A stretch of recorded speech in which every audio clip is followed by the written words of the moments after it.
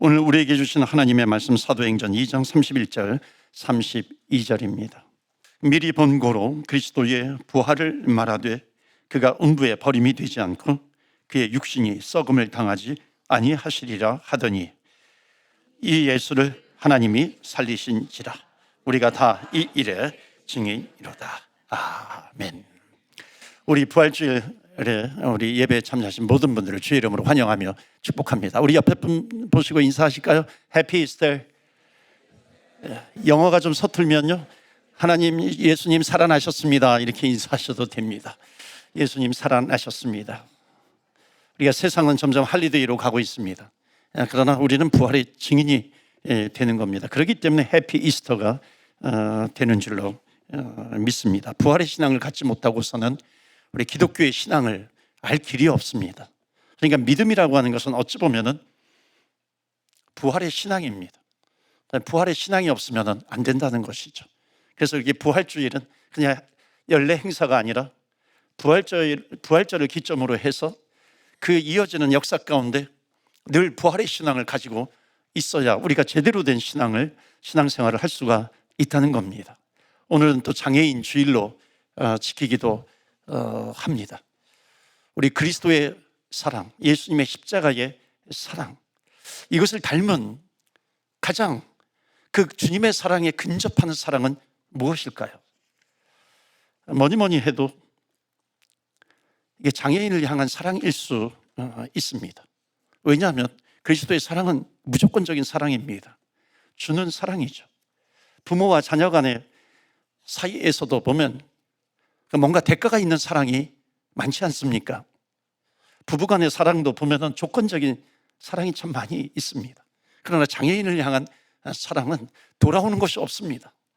세상은 기브 앤 테이크 아니, 내가 사랑을 베풀었으면 사랑이 좀 돌아와야 되는데 장애인을 향한 사랑은 돌아오는 사랑이 없기 때문에 그리스도의 사랑에 가장 근접한 사랑이기도 합니다. 예수님 사역을 보시면 장애인 당사자를 바라볼 때 뭐라고 말씀하셨냐면 주의 영광을 드러낸다 그랬어요. 주의 영광을 드러내는 그런 장애인, 성경에 보면 여러 장애인들이 많이 나옵니다. 근데 장애인 당사자에게도 그 장애의 하나님의 영광이 드러나지만 그 장애인을 끌어안고 사는 그 부모님의 삶 속에 하나님의 영광이 드러날 때가 너무나도 많습니다. 왜냐하면 장애인들을 키우느라 지칠 대로 지친 그 무거운 어깨가 있습니다. 그런 게 볼 때 무거운 어깨가 있는데 짐이 있는 것 같은데 보면은 보면은 감사의 고백입니다. 얼마나 귀한지 모릅니다. 하나님의 사랑이 아니고서는 표현할 길이 없는 겁니다. 여러분, 우리 교회가 예수님의 무조건적인 사랑, 장애인과 비장애인이 함께 하나님의 영광을 드러내는 교회가 되기를 주 예수 그리스도 이름으로 축원합니다. 아멘. 함께 오케스트라와 함께 찬양하는데 너무너무 귀한 겁니다.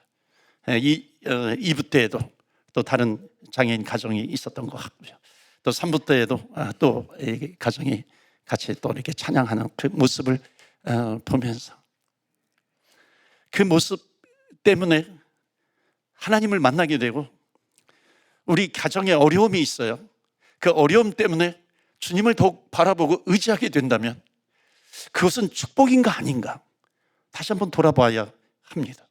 진정한 주님께서 주시는 축복이라고 하는 것은 뭐냐면 환경을 떠나서 주님을 바라보게 하는 겁니다. 그 주님을 바라보는 사랑, 주님을 바라보는 주님께 소망을 두고 있는 것, 진정한 하나님께 영광 돌리는 것 아니겠어요? 축복입니다. 그래서 부활절 아침에 다시 한번 우리 장애인 주일을 맞이해서 주님께서 베풀어 주시는 그 은혜가 우리 사랑부 또 섬기시는 선생님 또 우리 모든 가정마다 하나님의 은혜가 있기를 주의 이름으로 축원합니다. 아멘. 우리 짧게 우리 부활절 설교를 좀 나누도록 하겠습니다. 23절 말씀 보실까요? 다 같이 읽겠습니다. 시작. 그가 하나님께서 정하신 뜻과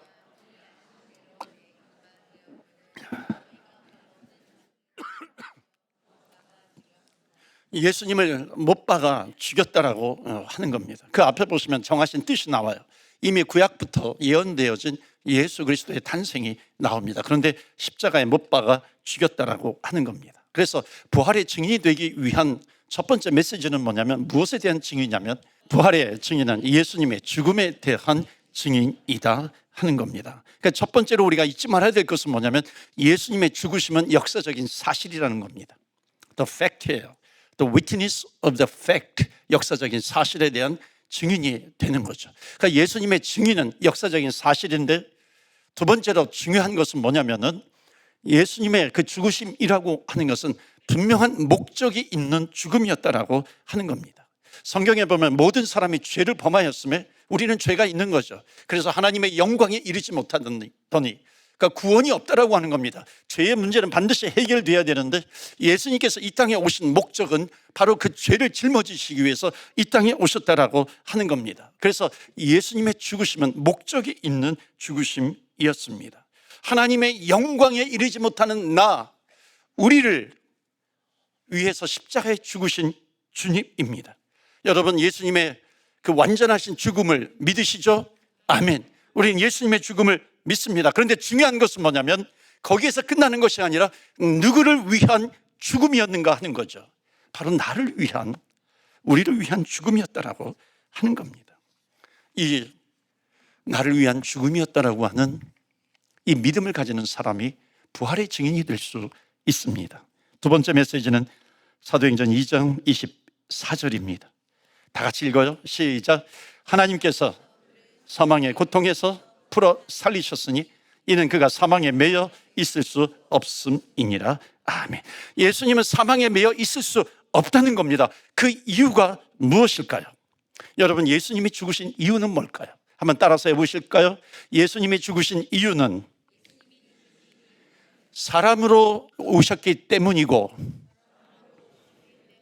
예수님이 사망에 갇힐 수 없는 이유는 하나님이시기 때문이다. 아멘. 이것이 굉장히 중요한 겁니다. 예수님은 하나님이시기 때문에 사망 속에 갇혀 있을 수가 없다는 겁니다. 그러니까 하나님이 아니시면 부활하실 수가 없다는 것이죠. 거꾸로 말하면 예수님의 부활하시면 예수님 그분이 하나님이시라고 하는 결정적인 최고의 메시지, 이것이 바로 예수님 부활하셨다라고 하는 겁니다. 그러니까 예수님께서 부활하셨기 때문에 부활의 첫 열매가 되셨고, 그래서 그 예수님을 믿는 사람들에게 계속해서 부활의 영광에 참여할 수 있는 그런 팩트, 그런 사실, 그것을 주님께서 우리에게 약속으로 주셨다라고 하는 겁니다. 그래서 예수님께서 말씀하시죠. 나는 부활이요, 그 다음에 나오는 게 뭐냐면 생명입니다. 그러니까 부활이요 생명이니까 이것을 믿는 자에게 생명을 주신 겁니다. 그래서 죽어서 믿는 자 죽지 아니하리라, 살아서 믿는 자 영원히 살게 되리라. 그러니까 죽든지 살든지 이 부활에 대한 믿음, 이것을 갖고 있으면 우리는 영원히 사는, 영생하는 주의 백성이 된다라고 하는 그런 약속을 우리에게 주시고 있는 겁니다. 자, 그래서 베드로는 구약의 예언을 통해서 말씀하시는데, 오늘 본문의 말씀 32절이 굉장히 중요합니다. 우리 다 같이 읽겠어요? 시작. 이 예수를 하나님이 살리신지라 우리가 다 이 일의 증인이로다. 아멘. 우리가 이 일의 증인이 된다는 겁니다. 다시 살리셨도다, 하나님께서. 그래서 오늘 두 번째 메시지, 부활의 증인이 되기 위해서는 어떤 증인이냐면, 부활의 증인은 대한 증인이다. 아멘. 예수님의 부활에 대한 증인. 첫 번째는 죽으심에 대한 증인이고요, 두 번째는 예수님의 부활에 대한 증인이 되는 것입니다. 예수님께서 다시 살아나셨습니다. 그래서 이 부활의 소식 이후에 성경이 정말 많이 나오는 내용이 뭐냐면 고우예요. 가서 예루살렘과 온 유대와 사마리아와 땅끝까지 이르러 내 증인이 되라 하는 겁니다. 그러니까 부활을 믿어요. 그러니까 부활을 믿는 사람들이 하나님께서 주시는 사명이 뭐냐면 가서 부활의 증인이 되라 라고 하는 것을 말씀하고 있는 겁니다. 여러분이 그래서 신앙인이라고 하는 것은요, 신앙 믿는다라고 하는 것은 뭐냐면 예수님에 대한 믿음이에요. 예수님에 대한 믿음이라고 하는 것은 뭐냐면 부활에 대한 믿음입니다. 그래서 예수님의 증인은 부활의 증인이 되는 것입니다. 그래서 이 베드로가 설교를 한 다음에 그 설교를 들은 사람들이 뭐라 그러냐면 어찌할꼬 어찌할꼬 그때 마지막에 결론처럼 회개하라. 그러면 우리들이 구원받게 된다. 하나님의 백성이 된다라고 하는 것을 이 베드로가 전합니다. 그리고 3,000명이 회개하고 돌아오는 역사가 있습니다. 그래서 여러분, 죽음이심에 대한 증인은 부활에 대한 증인이 되는 것이고, 부활에 대한 증인은 가서 예수님의 부활을 전할 수가 있는 것입니다. 그래서 예수님을 믿게 되는 것이죠. 우리 옆에 분한테 물어보세요. 형제님, 자매님은 몇 명이나 전도하셨습니까? 한번 물어보세요. 한번 물어보세요. 좀 옆에 분한테. 예. 대답하기 어려우시죠? 예. 이렇게 대답하시면 돼요. 쑥스럽습니다. 이렇게 대답하시면 됩니다. 그래, 정말 쑥스럽지 않아요? 그런데 예수님께서는 가서 3명만이라도 전해라. 그래서 3명이 전하면 3명이 30명이 될 것이다 라고 하는 것을 말씀합니다. 전도하는 사람을 보면은요, 정말 감동이 돼요. 우리 교회에서도 노방전도 하잖아요. 길거리에서 전도하는 사람들을 보면 얼마나 큰 감동이 됩니까? 부활의 증인의 모습이기도 합니다. 제가 오타와에서 16주 동안 전도 폭발 훈련을 받을 때 2시간 반 거리거든요. 그래서 일주일에 한 번씩 가서 훈련을 받습니다. 1시간 강의하고, 그 다음에 오타와에서 그 스티븐 하퍼 캐나다 수상이 다녔던 그 교회였었는데, 그 쇼핑몰에 가가지고 이제 복음을 전하는 겁니다. 그래서 저는 훈련자니까 영어로 복음을 전하다가 좀 서툴면은 팀장이 바로 끼어들어가지고 아주 복음을 탁월하게 전합니다. 얼마나 잘 정확하게 전하는지 몰라요. 쇼핑몰 그 푸드코너 같은 데 가서 이게 전하는 거죠. 복음을 전했던 이 사람 팀장이었는데 그 교회의 그 전도위원장이었었죠. 이 사람이 마약에 중독된 사람, 과거에, 그리고 노숙자로 살았던 사람입니다. 그런데 자기처럼 지금 복음을 전하는 사람을 통해 가지고 예수님을 만난 거예요. 어떻게 이렇게 할 수가 있는가? 부활의 예수님을 만난 겁니다. 그렇기 때문에 부활의 증인이 될 수 있었던 것이죠. 전도를 하다 보면 수모도 많이 당합니다. 어려움도 많이 당하고 불쌍히 보는 사람도 얼마나 많은지 모릅니다. 그러나 부활하신 주님을 만난 사람은 반드시 부활의 증인이 될 수밖에 없다는 것입니다. 오늘 부활주의를 맞이해서 부활의 증인으로 살아가시는 저와 여러분 되시기를 주의 이름으로 축원합니다. 아멘. 오늘은 부활주일입니다.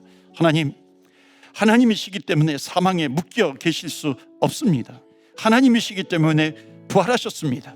그래서 이 세상의 유일한 예수 그리스도 메시아, 또 하나님, 우리의 그리스도이신 주님, 오직 주님께서 이제 부활하셔서 오늘 설교한 것처럼 하나님, 너희가 이 일에 증인이로다 말씀하셨는데, 십자가의 죽으심의 증인이 되며 부활하심의 증인이 되는 저희들 되게 하여 주시옵소서.